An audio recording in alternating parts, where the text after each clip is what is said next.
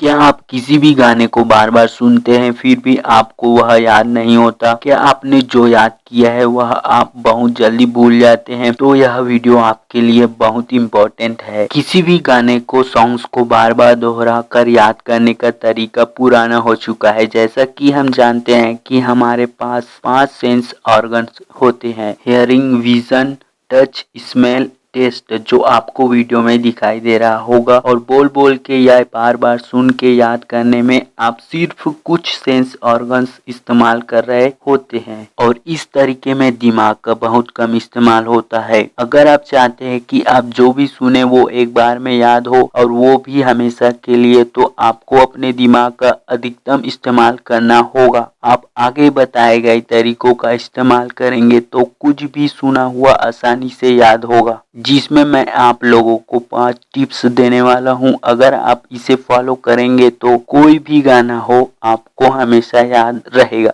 पहला है लिख कर। मेरे पहले डांस टीचर है मेरे ही गांव से। वो क्या करते थे कि हम लोगों को डांस सिखाने के लिए दूसरे के घर से मोबाइल या टीवी में गाना सुन के उसे अपने कॉपी में लिख लेते और फिर हम लोग उसे अपने अपने कॉपी में लिखकर उसे याद करने की कोशिश करते थे। पहले उस गाने को लिखने बोलते और फिर उसे याद करने के लिए बोलते, और जब तक याद नहीं होता तब तक तो हमें डांस ही नहीं सिखाते, क्योंकि अगर सॉन्ग ही याद नहीं तो हम लोग डांस कैसे कर पाएंगे, है ना। तो पहले गाने को इम्पोर्टेंस दो, फिर आप डांस को देना, क्योंकि हर डांसर गाने के बगैर कुछ नहीं है। और अगर गाना अच्छे से याद होगा तब आप अच्छे से डांस परफॉर्मेंस दे सकते हो। दोस्तों, आप जिस भी गाने में डांस करना चाहते हो या सीखना चाहते हो उसे पहले लिखो और याद करो कि कहाँ पर लिरिक्स आएगा, यानी कि उस गाने का बोल आएगा, और कहाँ पर म्यूजिक आएगा। इससे क्या होगा कि आपको पहले से पता रहेगा कि कहाँ पर कौन सा लिरिक्स है, म्यूजिक है और बीट है। जैसे एग्जांपल, मुस्कुराने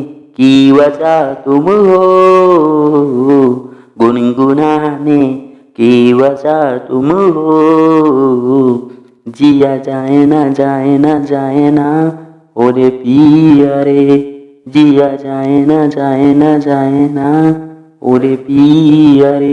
यह हो गया लिरिक्स। उसके बाद आता है म्यूजिक। तो म्यूजिक लिखेंगे, फिर ओरे लम्हे तू कहीं मत जा, हो सके तो उम्र भर थम जा, जिया जाए ना जाए ना जाए ना ओरे पिया रे।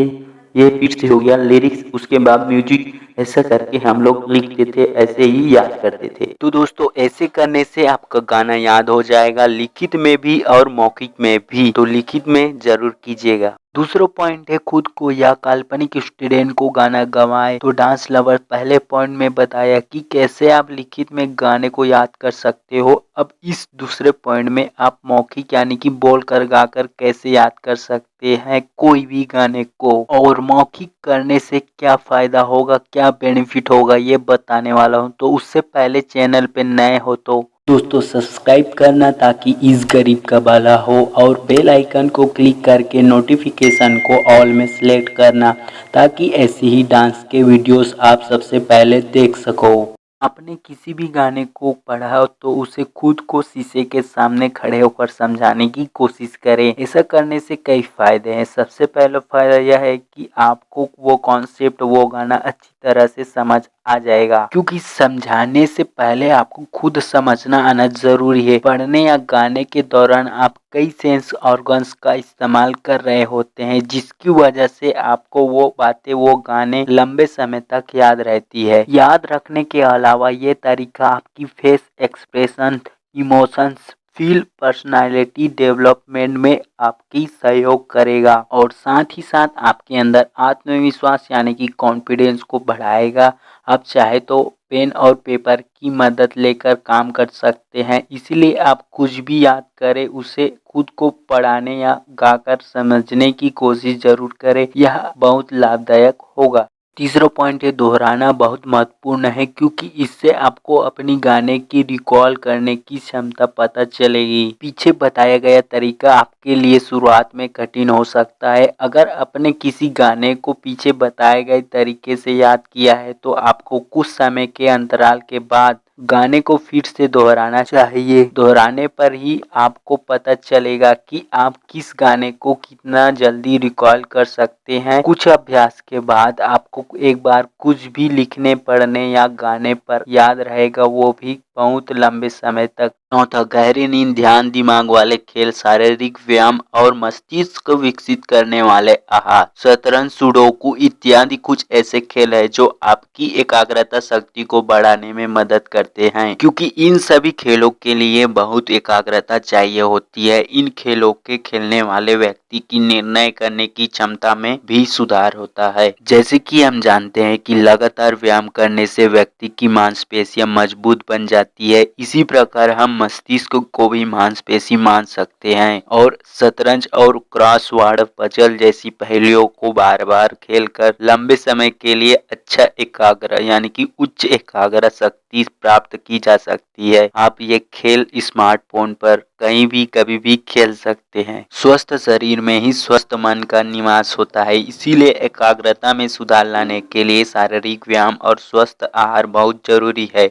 जंपिंग जैक, दौड़ लगाना इत्यादि जैसे एरोबिक व्यायाम आपके मस्तिष्क में ऑक्सीजन की सांद्रता बढ़ाते हैं। एरोबिक व्यायाम को अपने दैनिक जीवन का हिस्सा बनाएं, यह आपको फिट बनाए रखने में मदद करेगा, साथ ही साथ आपकी एकाग्रता शक्ति को भी बढ़ाएगा। व्यायाम के अलावा स्वस्थ आहार भी एकाग्रता के स्तर में सुधार लाने के लिए महत्वपूर्ण है। कुछ ऐसे भोजन हैं जिनका व्यक्ति के मन पर सकारात्मक प्रभाव पड़ता है। बेर, ब्रोकली, एवोकाडो कुछ ऐसे भोजनों के उदाहरण हैं। जंक फूड खाने से बचकर और ऐसे भोजन को अपने आहार में शामिल कर आप अपनी एकाग्रता शक्ति को मजबूत कर सकेंगे। जैसे जैसे आपकी एकाग्रता शक्ति बढ़ेगी, वैसे वैसे आपके याद करने की क्षमता बढ़ेगी। लास्ट पॉइंट है, पांचवा पॉइंट, किसी भी गाने को सुनकर याद करें। अगर कोई सॉन्ग आपको याद करनी हो तो उसे आप बार बार सुने। मुझे लगता है कि आप कोई भी कार्य हो, अगर आप बार बार करते हो तो उसे याद करने में आसानी होती है। आपके पास मोबाइल या कोई भी म्यूजिक सिस्टम तो होगा ही होगा, तो पहले आपको जिस भी सॉन्ग में डांस परफॉर्मेंस देना है या डांस सीखना है, उस गाने को पहले डाउनलोड कर ले। फिर आपको जब भी टाइम मिले तो उसे ध्यान से सुनते रहें कि कहाँ पर लिरिक्स है और कहाँ पर म्यूजिक बीट है। ऐसे ही आप बार बार सुने जिससे कि आपको याद हो जाए। दोस्तों, अगर आप अपना डांस सॉन्ग खुद से ही रिमिक्स करते हो तो आपको डांस परफॉर्मेंस के टाइम गाने को याद करने में कोई दिक्कत नहीं होगी, क्योंकि सॉन्ग को मिक्स करते टाइम आपको पता होता है कि कहाँ पर कौन सा बीट है और कहाँ पर कौन सा लिरिक्स है। अगर सॉन्ग आपको अच्छी तरह से याद रहेगा तो आपको डांस स्टेप भी अच्छी तरह से याद हो जाएंगे। तो मैं आपको यही रिकमेंड करूंगा कि आप अपना सॉन्ग खुद से मिक्स करने की कोशिश करें। इससे आपको गाने को याद करने में कभी भी दिक्कत नहीं होगी और इससे आपको ये लाभ भी होगा कि आप कॉन्फिडेंस के साथ डांस करोगे। गाने को बार बार सुनकर और खुद से रिमिक्स करके भी आप आसानी से कोई भी सॉन्ग को